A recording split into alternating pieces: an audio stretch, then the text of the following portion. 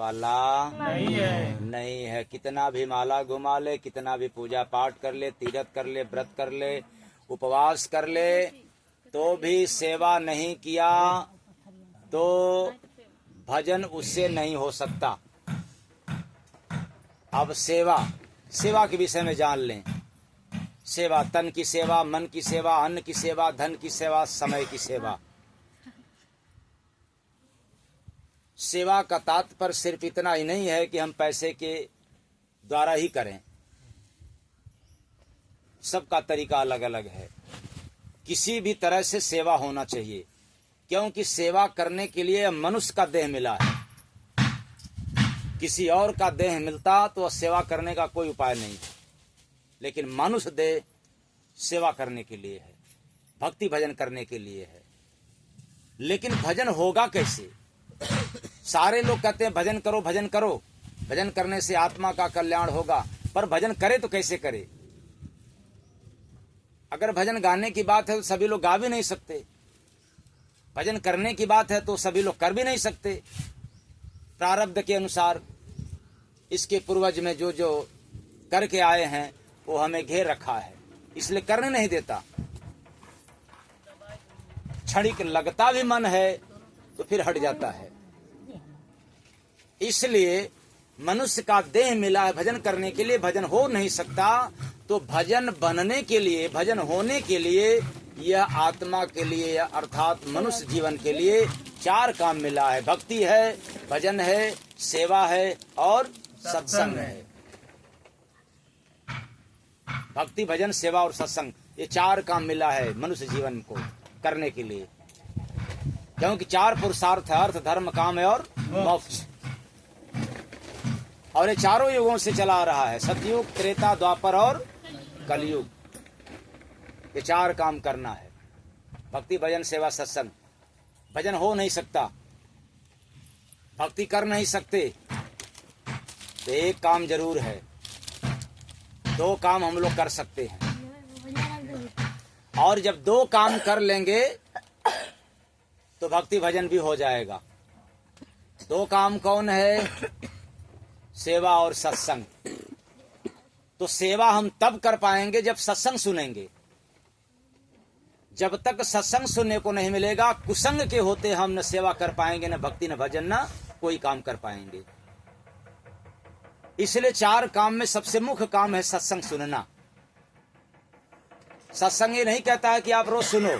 सत्संग यह कहता है कि आप अपने खेती गृहस्थी, आपके दफ्तरों का काम करते हुए समय निकाल करके, क्योंकि समय निकालना पड़ेगा, नहीं निकालोगे तो समय नहीं आपको समय देगा। समय निकाल करके हमें सत्संग सुनना पड़ेगा, और सत्संग सुनने से जब कुसंग मिटता है तब जाकर के हम सेवा करते हैं, और वह निष्काम सेवा। ऐसे सभी लोग सेवा करते हैं, कोई बेटा का, कोई बेटी का, कुटुंब कबीला, नात रिश्ते का, सभी लोग सेवा कर रहे हैं। पत्नी पति का, पति पत्नी की, सभी लोग सेवा कर रहे हैं, लेकिन ये निष्काम नहीं है। ये मतलब का है। सेवा का मतलब है कि हमने जिसका सेवा किया उसको लाभ मिल जाए, मुझे मिले चाहे न मिले, परोपकार जिसको कहते हैं। तो जब मनुष्य के जीवन में परोपकार का काम होने लग जाता है, निस्वार्थ जब काम करने लग जाता है, तब भजन करने का उसका मन लगता है। वरना ये जानिल मन, चंचल मन आपको संसार में दौड़ाता है इधर उधर, इसलिए भजन करने नहीं देता। प्रेम से बोलिए सतगुरु भगवान की जय। इस मन को मनाने के लिए माला घुमाने से नहीं मान सकता। इसको परोपकार में लगाना पड़ेगा, परमार्थ में लगाना पड़ेगा, निष्काम सेवा में लगाना पड़ेगा। इसलिए मैंने कहा कि काम तो दिखा करके करते हैं हम लोग, मतलब में भी करते हैं, और वो काम दिल में नहीं जाता। लेकिन याद रखना, निष्काम जब हम करते हैं, निष्काम किसी के लिए जब भी हम करते हैं, बिना मतलब का होकर के करते हैं, तो वह किया हुआ कार्य दिल में समा जाता है। प्रेम से बोलिए सतगुरु भगवान की जय। किसके दिल में? करने वाले के नहीं। जिसके प्रति आप काम करते हो निष्काम भाव से, उसके दिल में आपका जगह बन जाता है। एक बार पैसे से करोगे तो जगह नहीं बन सकता, क्योंकि आप पैसे से घमंड हो सकता है। आपने पैसे के द्वारा किया, कभी भी कह सकते हो कि मैंने फलाने का मदद किया, और घमंड व किया हुआ कार्य आपका नुकसान कर देगा। लेकिन तन के द्वारा, समय के द्वारा निष्काम भाव से सेवा किया तो जिसके लिए आप करते हो उसके दिल में आपका जगह बन जाता है। इसलिए सेवा दिल में जगह बनाता है। और ऐसा सेवा करो कि भगवान का नाम लेने में पता नहीं भगवान सुनेंगे कि नहीं सुनेंगे, लेकिन सेवा करोगे तो भगवान के दिल में तेरा क्या हो जाएगा?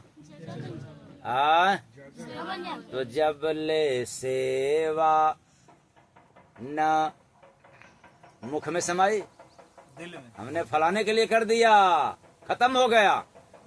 जब ले सेवा न दिल में समाई, भजन होई ना भैया। दिल में समाई, भजन होई ना भैया। तो सेवा दिल में, और सेवा करता कौन है? सेवा करने वाला सेवक बन जाता है। क्या बन जाता है? सेवक। चाहे तन से करे, धन से करे, मन से करे, अन्न से करे, तो ऐसा सेवा करने वाला ही सेवक बनता है। हम लोग सोचते हैं खूब पूजा पाठ करके सेवक बन जाएं, तो भगवान राम का सेवक बने थे। कौन? हनुमान। हनुमान जी। माला घुमा करके कि सेवा करके? सेवा।